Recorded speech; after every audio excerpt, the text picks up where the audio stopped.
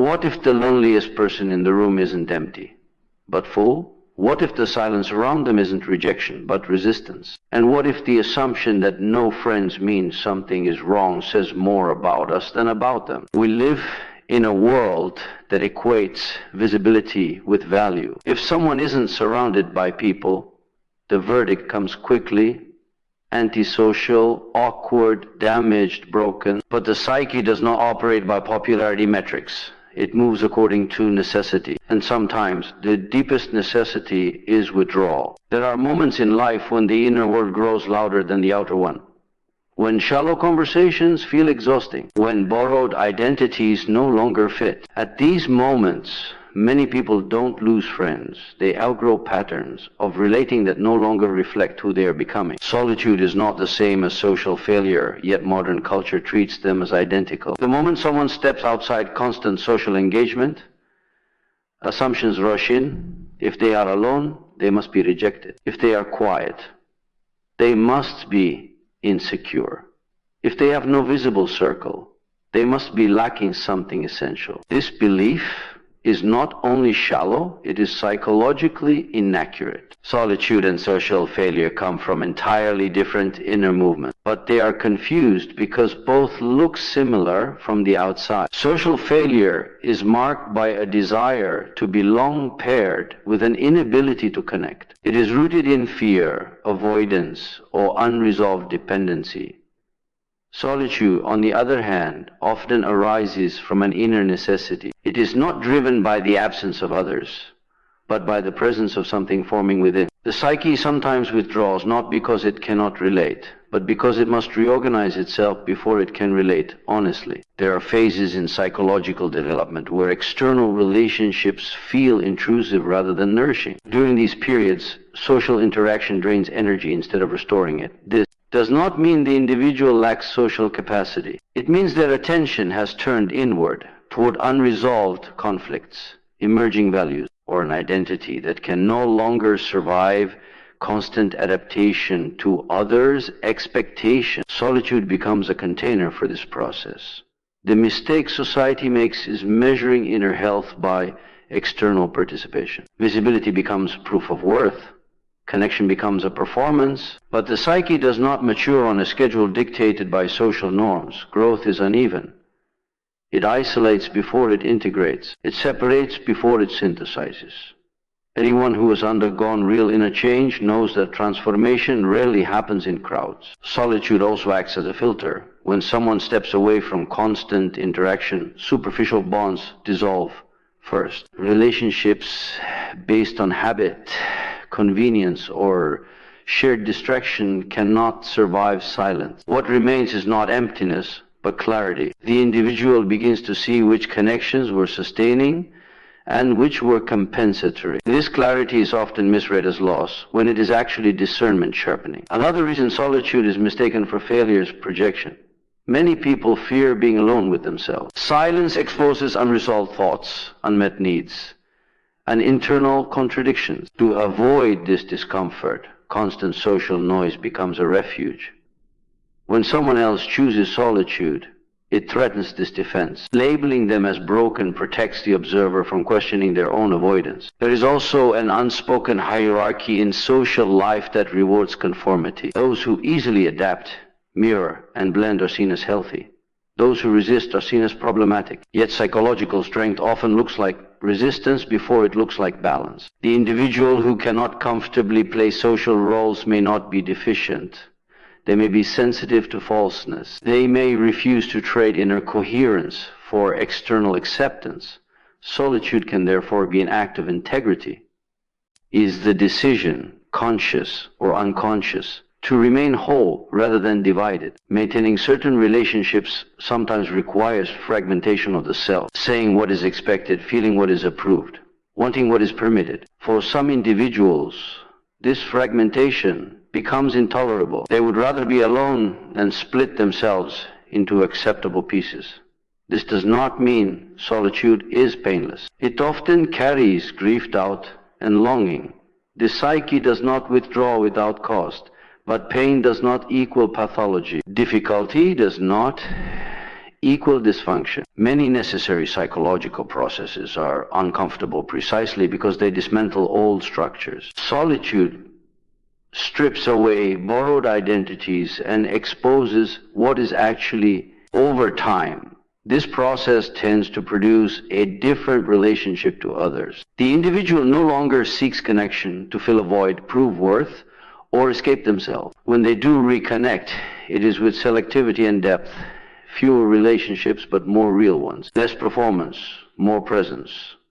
This outcome is impossible without the prior withdrawal that society rushes to condemn. The tragedy is not that solitude is misunderstood, but that people are pressured to abandon it prematurely. They re-enter social spaces before inner alignment is complete, trading short-term comfort for long-term confusion. In doing so, they learn to fear their own inward movements, to distrust silence, to equate being alone with being wrong. Solitude is not social failure. It is often the psychological pause between identities, the space where outdated patterns dissolve and something unnamed begins to take shape, a space where the individual learns to stand without mirrors, to listen without interruption, to exist without constant confirmation, to discover what remains when no one is watching, to encounter the self without mediation, to endure the tension of not yet belonging anywhere, to hold uncertainty without immediately anesthetizing it, to become internally anchored before re-entering the world, to prepare for connection that does not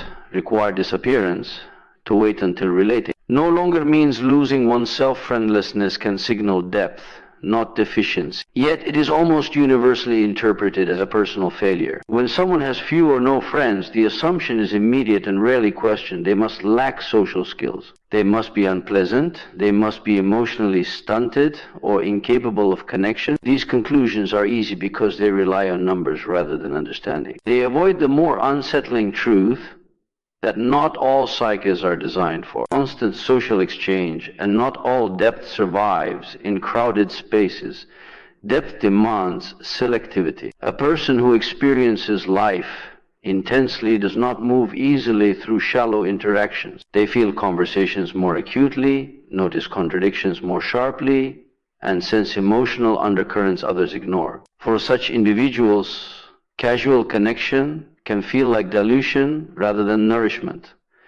This is not arrogance or avoidance. It is a difference in psychological metabolism. Just as some bodies require less stimulation to become overwhelmed, some minds require less noise to remain clear. Many people form friendships to regulate anxiety, confirm identity, or avoid inner emptiness. These relationships are not inherently unhealthy, but they are often maintained out of necessity rather than choice. A person with depth may lack this necessity. They are not untouched by loneliness, but they are unwilling to trade inner coherence for constant companionship. When the cost of belonging becomes self-distortion, withdrawal becomes a form of self-respect. Friendlessness also appears during periods of inner development.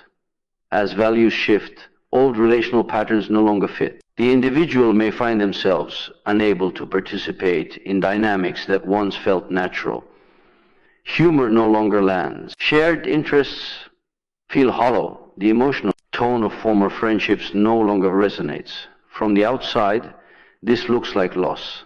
Internally, it is reorientation. Depth often isolates before it reconnects. There is also the matter of perception. Individuals with depth tend to see through social performances. They recognize when empathy is scripted, when interest is conditional, when affection is transactional. This awareness makes many interactions feel false. Choosing solitude in such cases is not rejection of others, but refusal to engage in relationships that require blindness. The absence of friends then reflects discernment, not deficiency. Society struggles to understand this because it equates health with integration and integration with popularity. The more people who accept you, the healthier you must be. But acceptance often requires mirroring, adapting, and smoothing out edges. Depth creates edges. It introduces complexity where simplicity is preferred.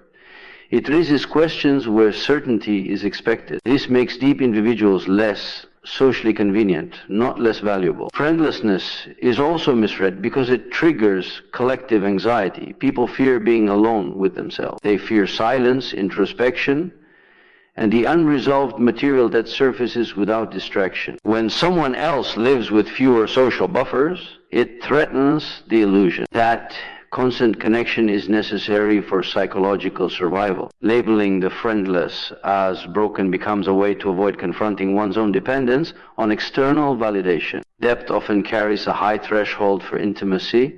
Superficial friendliness does not satisfy it. Polite exchanges do not sustain it. Emotional honesty, intellectual rigor, and mutual presence are required. Such conditions are rare. As a result, the individual may appear isolated not because they cannot connect, but because they refuse to form bonds that stop at the surface. They are waiting for resonance, not proximity. This waiting can last years. It can feel like exclusion even when it is chosen.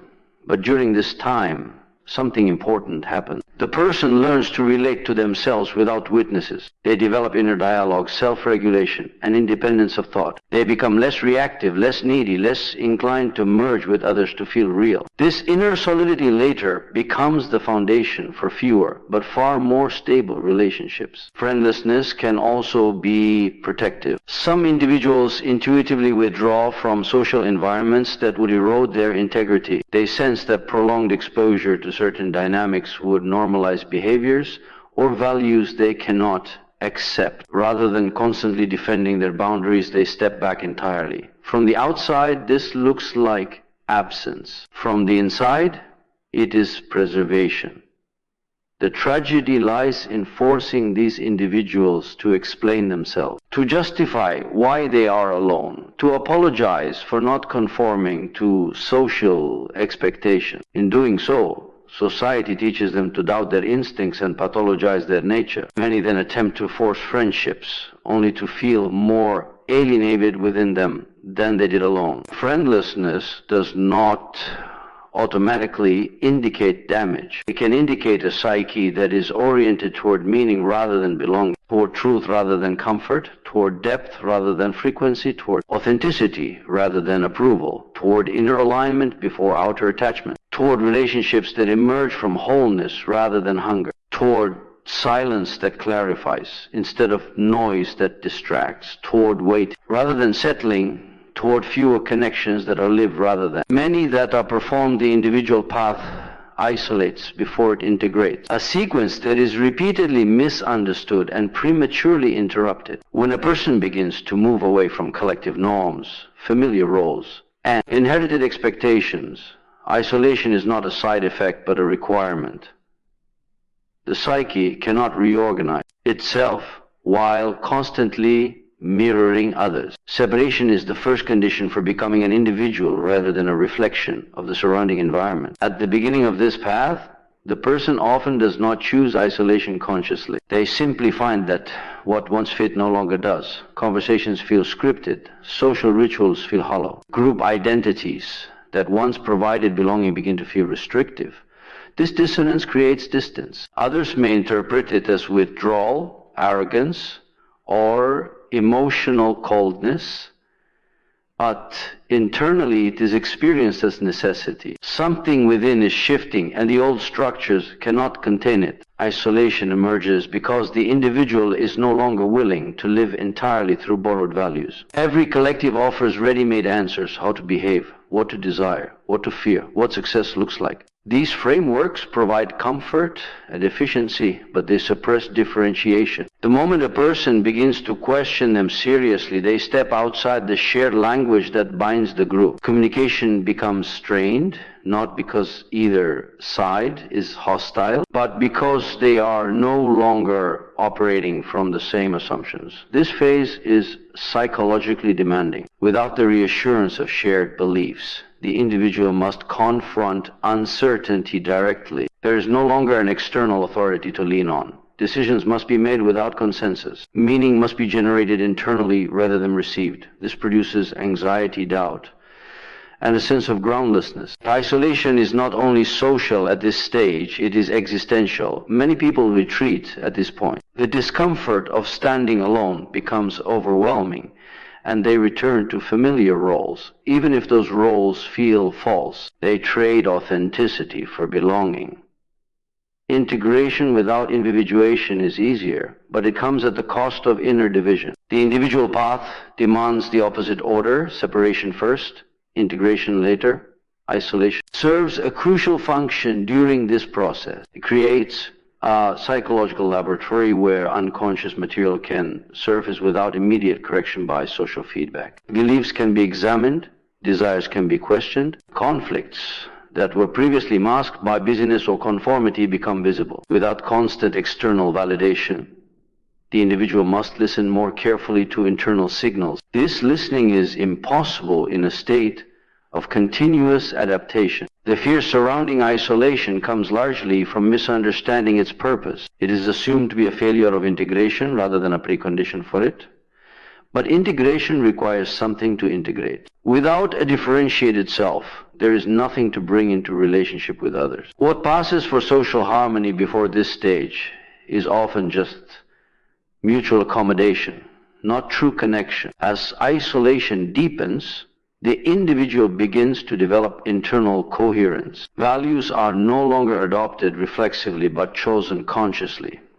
Identity becomes less reactive. The person is no longer defined primarily by opposition to the group or dependence on it.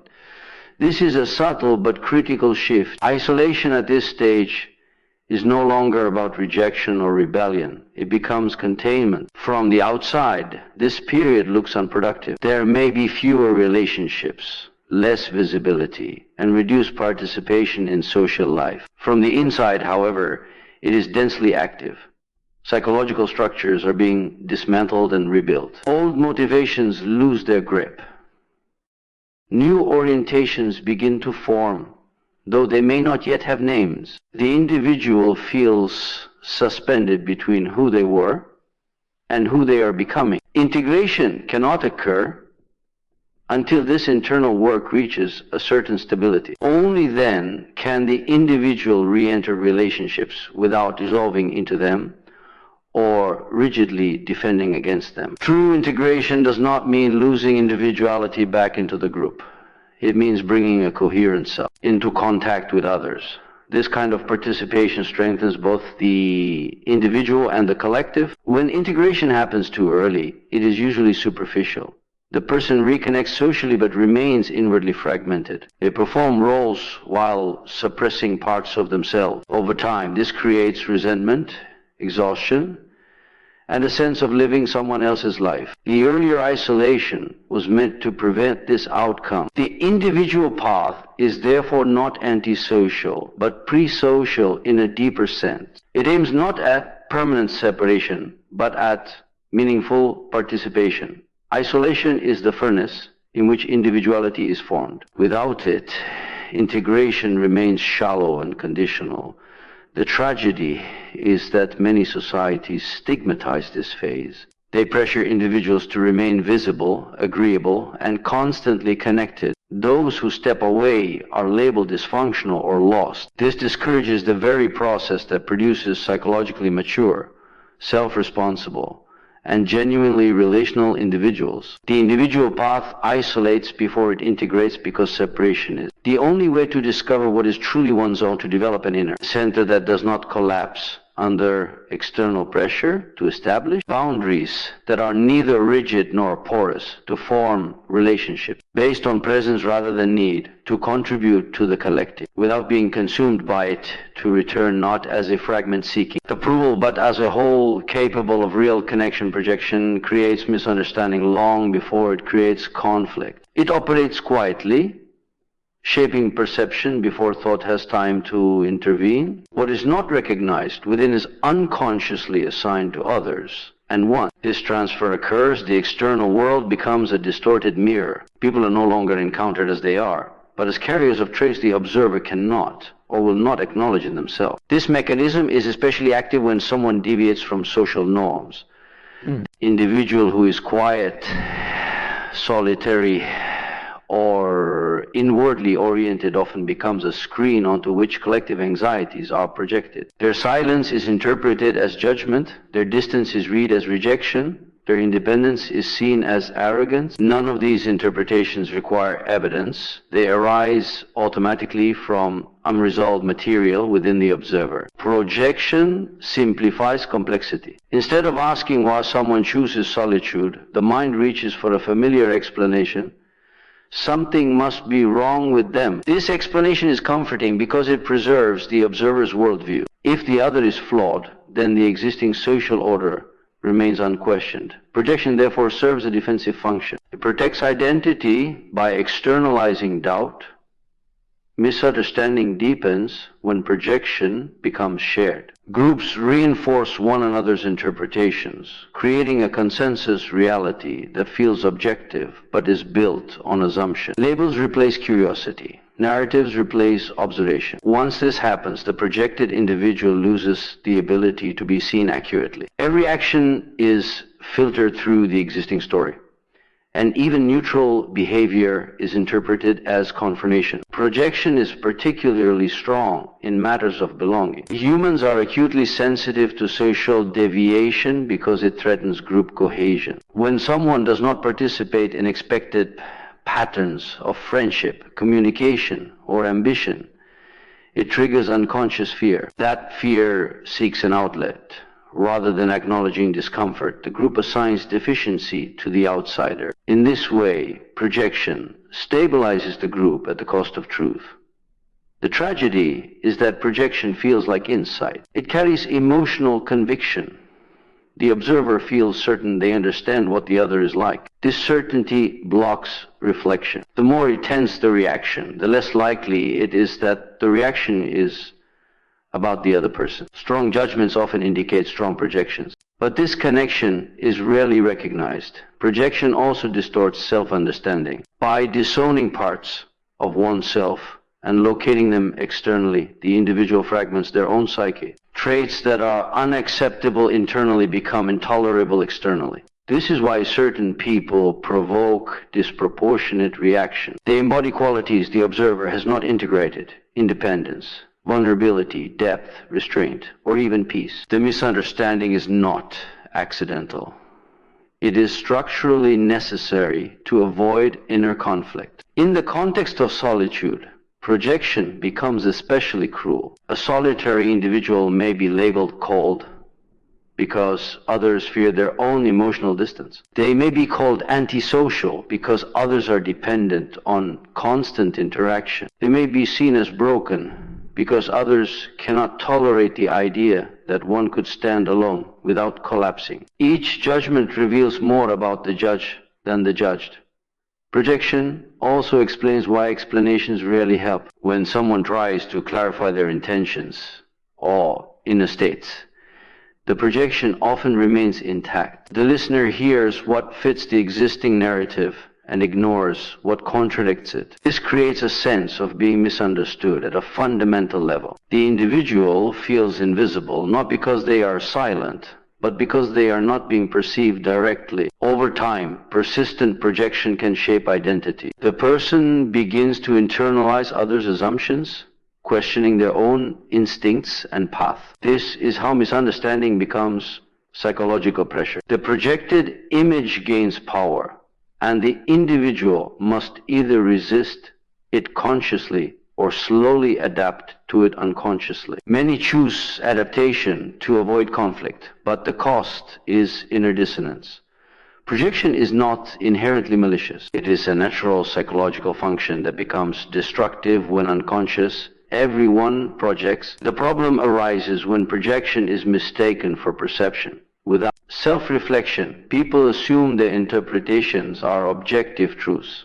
This closes the door to genuine understanding. Reducing misunderstanding requires reclaiming projection. This means asking not what the other person is doing wrong, but what reaction they are triggering and why. It requires tolerating uncertainty and resisting the urge to label. It demands humility, the recognition that perception is filtered through personal history, fear, and desire. When projection is withdrawn, something shifts.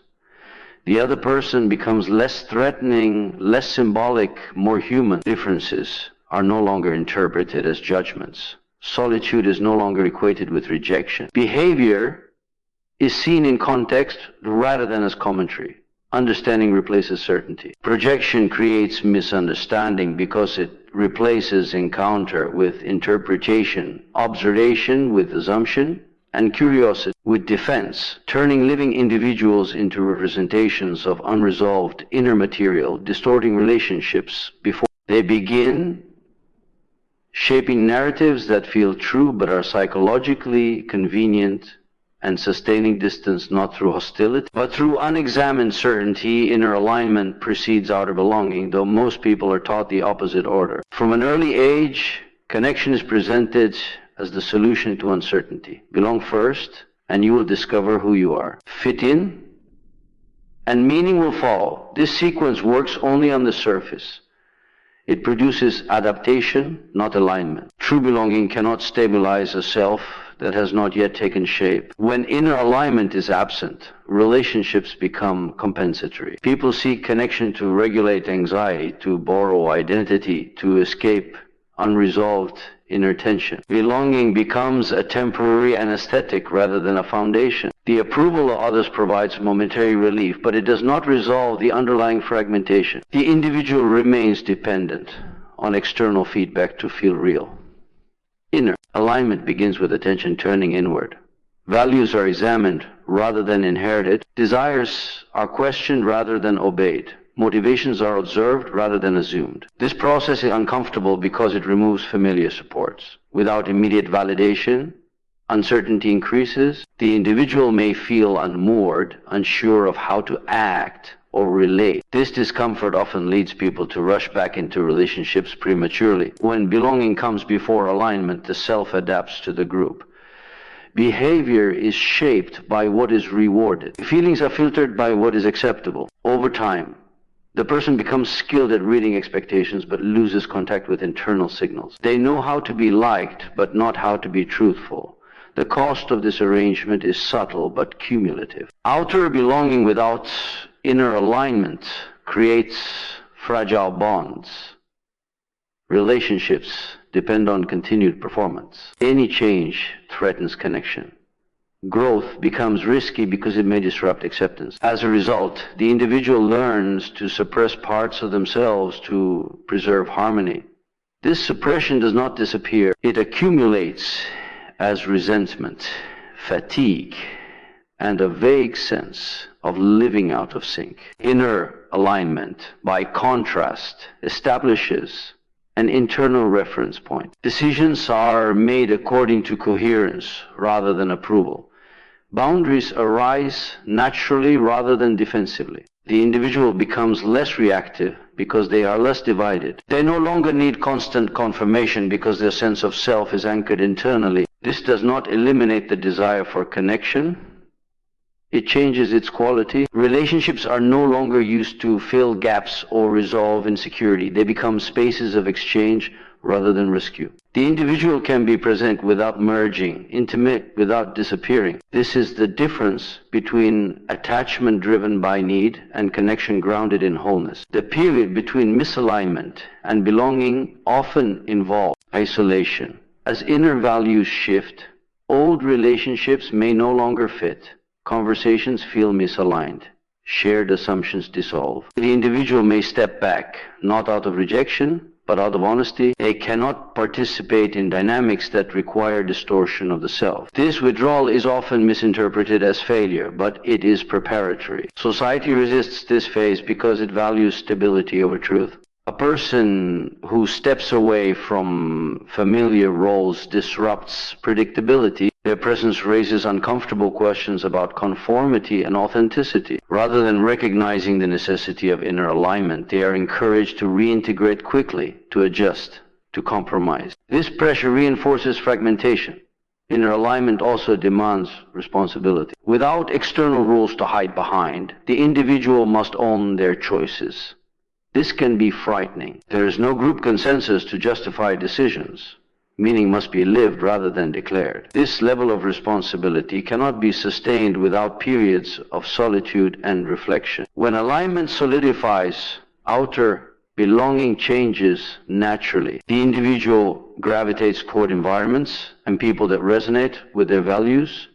Compatibility replaces convenience. Fewer relationships are needed because they are no longer serving as emotional scaffolding. What forms is quieter but more durable. Belonging that emerges from alignment does not require constant maintenance. It survives disagreement and difference because it is not based on mirroring.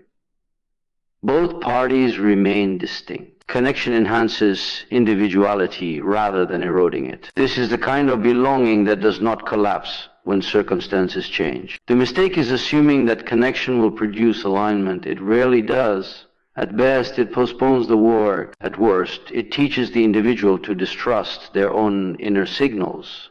Reversing the sequence requires patience and courage. It means tolerating periods of not fitting in, of not being understood, of not being immediately validated. Inner alignment precedes outer belonging because only a coherent self can enter a relationship without losing itself. Only an internally anchored individual can connect without clinging. Only a person who knows their own center can participate in a collective without dissolving into it. Only one who has faced themselves in isolation can recognize genuine resonance. Only one who belongs to themselves can truly belong with others.